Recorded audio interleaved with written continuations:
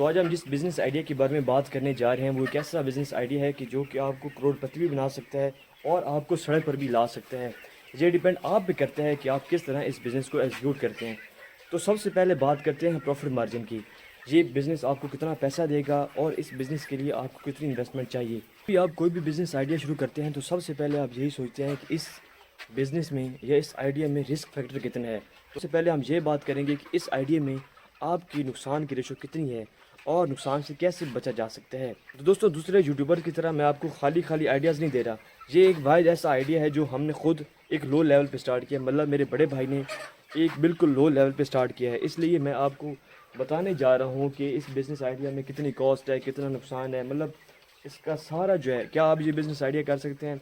जो सबसे इम्पोर्टेंट सवाल वो होता है, यही होता है कि जो व्यूवर है, जो आप हैं, वो इस बिज़नेस आइडिया को एग्जीक्यूट कर सकते हैं। आप कर सकते हैं तो कैसे कर सकते हैं, आपका नुकसान कितना होगा, आपका फ़ायदा कितना होगा, इन्वेस्टमेंट कितनी होगी, किस हालत में कर सकते हैं, क्या क्या चीज़ें। सबसे पहले मैं आपको ये बताऊंगा कि हमने ये पोल्ट्री फार्म कैसे स्टार्ट किया। दोस्तों, इसमें कोई रॉकेट साइंस नहीं है। बहुत से लोग आप देखते होंगे कि शहरों में लोग इसे छतों पर भी कर रहे हैं, बिल्कुल लो लेवल पे। ये ऐसा ही है, बिल्कुल ये बहुत आसान बिज़नेस आइडिया है, बहुत से लोग कर भी रहे हैं। हमने कैसे किया, हमने पहले 3-4 फार्म देखे, जो सबसे बेस्ट था हमने वो चुन लिया। फिर हमने इसका मेंटेनेंस का काम शुरू किया। मेंटेनेंस पे तकरीबन तकरीबन कम से कम भी आपका हफ़्ता लग जाता है, ठीक है। अगर आप लेबर से करवाते हो तो फिर भी हफ़्ता लग जाता है। अगर आप कहते हो कि हमने खुद करना है, हमने कॉस्ट बचानी है, मतलब इन्वेस्टमेंट कॉस्ट बचानी है, ठीक है। ओवरऑल फैक्टर तो यही होता है, कॉस्ट बचानी है। अगर आपने कॉस्ट बचानी है तो फिर आप खुद भी कर सकते हो। अगर खुद भी करना है तो फिर भी हफ़्ता ही लगना है, ठीक है ना। और उसके बाद जब हमने सारी मेंटेनेंस का काम कर लिया, फिर हमने इसमें मुर्गियाँ डाली। 1000 मुर्गियों से हमने स्टार्ट किया तकरीबन, पहले पहले हमने। उसके बाद हमने इसके फीड वाले बर्तन, फीड डाली, पानी, टैंकी, सब कुछ, मतलब ये बिल्कुल एक सब कुछ रेडी करा दिया, ठीक है। अब जो टोटल कॉस्ट आई है सिर्फ मुर्गियों पर, वो तकरीबन 5,40,000 है। मतलब हमें एक मुर्गी 1 किलो के हिसाब से पड़ी है 1000 की। और आपको भी, अगर आप, ये ज़्यादा प्राइसेस अप डाउन नहीं होती, ठीक है ना, इतने में ही होगा। अगर आप अभी से स्टार्ट करना चाहते हैं तो यही एवरेज प्राइस चल रही है, क्योंकि हमने स्टार्ट किया मिस्ट्री से, ठीक है। ये एक कॉमन ब्रीड है मुर्गियों की। अगर आप कुछ थोड़ा सा भी जानते हैं तो आपको पता होगा, इसमें बहुत सारी ब्रीड्स हैं, ठीक है। हमने फ़िलहाल मिस्ट्री से स्टार्ट किया क्योंकि लेयर का या बॉयलर का अभी सीज़न नहीं था, ठीक है ना। तो हमें मिल रहा था तो हमने इसी से स्टार्ट किया। 1000 है, ठीक है। इसका एक जो केजी है वो 1000 का पड़ा है। तकरीबन हमें 1100 से ज़ायद मुर्गियाँ आ गई हैं, ठीक है। और 1100 से ज़ायद मुर्गियाँ आ गई हैं। उसके बाद हमारा जो टोटल कॉस्ट आई है फ़ीड पर, सर, वो हमारी 15 दिन की, सिर्फ 15 दिन की जो कॉस्ट फ़ीड की आई है वो 1 लाख तकरीबन बन जाता है, ठीक है ना, 15 दिन के लिए। और बाकी जो मेंटेनेंस कॉस्ट है, वायरिंग की, बर्तनों की, ये नीचे आप देख रहे हैं, ये जो है, आपको अगर नज़र आ रहा हो तो इसका जो कॉस्ट है ये भी तकरीबन 30-35 हज़ार का बन जाता है, ठीक है ना। और उसके बाद बाकी जो छोटी मोटी कॉस्ट है हमारा तकरीबन मुर्गियों के अलावा, मुर्गियों के 5,40,000 लगा, ठीक है। फीड पे लाख लगा। हमारा अभी तक टोटल 7 लाख से ज़ायद खर्चा हो रहा है। और आपका भी इतना ही होगा अगर आप इसी ब्रीड से स्टार्ट करते हैं। अगर आप लेयर से स्टार्ट करते हैं और बॉयलर से स्टार्ट करते हैं, अगर आप लेयर से स्टार्ट करते हैं तो वो जो होता है आपका 1000 मुर्गियों की कीमत तकरीबन बननी थी 3 लाख, ठीक है। आपकी आराम से 1000 मुर्गियाँ 3 लाख में आ जानी थी, ठीक है। और उसका फीड का खर्चा होता है, ठीक है। फिर उसका, उनका वैसे भी एक टेम्परेचर मेंटेन करना होता है, आपको पता ही होगा। तो उस पर बाद में खर्चा आता है, ठीक है, पहले पहले खर्चा नहीं आता। इसका यही खर्चा है 7 लाख। अगर आप 1000 मुर्गी से स्टार्ट करते हैं या इससे थोड़ा सा आगे पीछे, यही खर्चा ही आएगा। उसके बाद अब जो आगे है, आगे हमारी जो टोटल इन्वेस्टमेंट है वो तकरीबन 7 लाख अब लग चुके हैं, ठीक है। ये मुश्किल से मुश्किल भी ना 15 लाख तक जाएगा। तो मतलब यही स्टोरी है सारी। तो ये बहुत लंबी स्टोरी बनती जा रही है, शॉर्ट शॉर्ट करता हूँ कि ये मुर्गियाँ आप 3 महीने में तैयार होंगी, ठीक है। 3 महीने में तैयार होने के बाद ये एक मुर्गी अगर हमने आज 1000 की ली है तो ये सीज़न में तकरीबन 1600 तक इसका रेट जाता है, ठीक है। उसके बाद हम इनसे अंडे भी ले सकते हैं, क्योंकि ज़ाहिरी बात है, जो एक बिज़नेस आइडिया बंदा स्टार्ट करता है तो वो तो सही सोचता है ना कि हमें रिटर्न ऑन इन्वेस्टमेंट जितना ज़्यादा मिल सकता है उतना ही मिले। तो इस बिज़नेस में भी, मतलब इस ब्रीड में भी, हमने सिर्फ 3 महीने रखनी है और रिटर्न ऑन इन्वेस्टमेंट बहुत ज़्यादा है। मतलब जो आपने इन्वेस्ट किया है उस पर आपको रिटर्न भी अच्छा मिलेगा। ये नहीं है कि अगर रिस्क फैक्टर कम है तो रिटर्न भी कम मिले। कुछ ऐसे बिजनेस आइडिया होते हैं जिनमें अगर रिस्क कम हो तो रिटर्न भी कम होता है, लेकिन इसमें नहीं है, ठीक है। रिटर्न अच्छा है इसमें, इस ब्रीड में, इस सीज़न में अच्छा मिल रहा है। लेयर में भी अच्छा होता है, लेकिन ये नहीं है, उसमें रिस्क बहुत ज़्यादा है, ठीक है। लेयर का रिस्क बहुत ज़्यादा है, बॉयलर का रिस्क बहुत ज़्यादा है, टेम्परेचर मेंटेन करना पड़ता है। अब आप देख रहे हैं, अगर आपको नज़र आ रही हो, ये ऐसी घूम रही है, ठीक है ना, कोई टेम्परेचर नहीं मेंटेन किया, ना कोई ज़्यादा इनका ख्याल रखा हुआ है फीड का, ना पानी का ख्याल रखा हुआ है, इधर कोई पंखे भी नहीं है, एग्जॉस्ट भी नहीं है। तो ये मिस्री का ये बहुत ज़्यादा ये मतलब एक बेनिफिट है, ये एक प्लस पॉइंट बन जाता है मिस्री का, इस ब्रीड का एक आप समझें कि एक प्लस पॉइंट है, ठीक है। लेयर का बहुत, अगर आप स्टार्टर हैं, अगर आप बिगनर हैं, तो इस लेयर में अभी ना जाएं, ठीक है, लेयर में ना जाएं। और बॉयलर में तो जाना ही नहीं है ना, ठीक है ना, 2-3 साल नहीं जाना, ठीक है ना। ये अगर आपकी इन्वेस्टमेंट कम है और बिगनर हैं तो बॉयलर में नहीं जाना, ठीक है।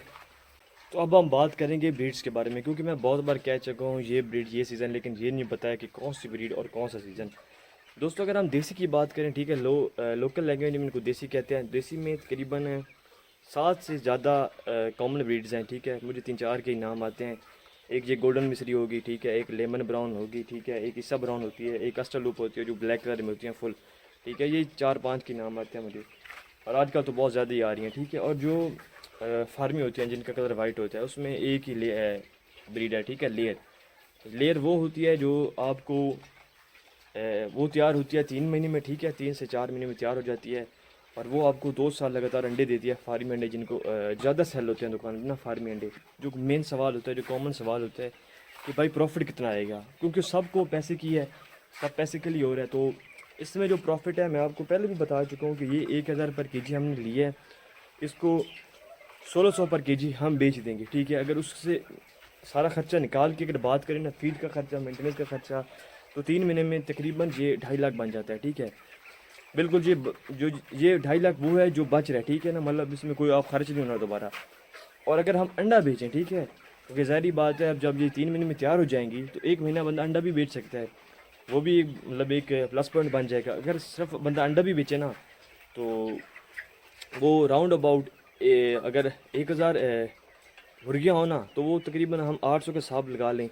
इतनी मेरी कैलकुलेशन अच्छी नहीं है, लेकिन मैंने पहले का हिसाब किया हुआ था कि ये तकरीबन ये 4-4.5 लाख बनेगा, ठीक है, जिसमें से 2 लाख बंदा कर ले फीड का, और बाकी बचत ही है वो जो जेब में ही आना है, ठीक है। ये मैं बिल्कुल लो बता रहा हूँ, ठीक है, ये हाई भी जा सकता है।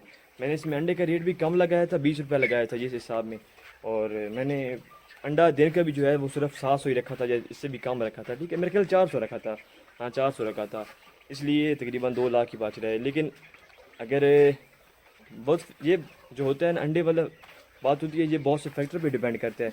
कभी कभी सीज़न में अंडे का रेट बहुत चढ़ जाता है, ये देसी अंडे की कभी कभी डिमांड होती है, ठीक है। ये अगर हम अब हमारे जो लोकल इलाके में इसका रेट 40 तक भी जाता है। अगर हम 40 के हिसाब से लगाए ना, तो फिर तो आसमानों में आपको जो प्रॉफिट है वो आसमानों में है, ठीक है ना। फिर तो जो अब आप इन्वेस्ट कर रहे हैं वो भी निकलेगा, अगले साल की इन्वेस्टमेंट भी आपकी निकल ही जाएगी। और कभी कभी रेट गिर भी जाता है यार, कभी कभी ये भी हो जाती है कि बहुत सी मुर्गियों को अंडा भी नहीं दें, ठीक है। तो इतना ही बनेगा आपका, आराम से जो महीने का निकलेगा ना वो 3 लाख निकल जाएगा, ये एवरेज रेट बता रहा हूँ, ठीक है। और दूसरा जो कॉमन क्वेश्चन है वो है नुकसान का, ठीक है। मैंने आपको पहले भी बताया है कि इनका मिस्री का इम्यूनिटी सिस्टम, उर्दू में पता नहीं क्या कहते हैं, बहुत ज़्यादा स्ट्रॉन्ग होता है, ठीक है, मजबूत होता है, इनको बीमारी नहीं लगती, ठीक है। लग भी जाए तो एक को लगेगी, बाकियों को फ़र्क ही नहीं पड़ेगा, और जिस एक को लगेगी उसको मतलब हमने एक अलग हॉस्पिटल बनाया होगा, इनको एक अलग सा खाना होता है, ठीक है, उसमें रख दें, बिजनेस 10-15 दिन में ठीक हो जाना है, ये फिर वापस आने के लिए तैयार हो जाती हैं, ठीक है। मतलब ये इनका नुकसान नहीं है। हाँ, एक और बात है कि अगर बहुत से प्रीडेटर्स होते हैं, जैसे गीदड़ हो गया, सांप होगा, ये एक नुकसान हो सकता है, ठीक है, बीमारी वाली बात नहीं है। अब अगर मैं अपनी बात करूँ तो हमारे 15 दिन तकरीबन हो गए हैं, ठीक है। तो 15 दिन में एक मुर्गी हमारी सांप के हाथ चढ़ गई थी, ठीक है, वो खा गया, ठीक है, तो मतलब एक का नुकसान हो गया।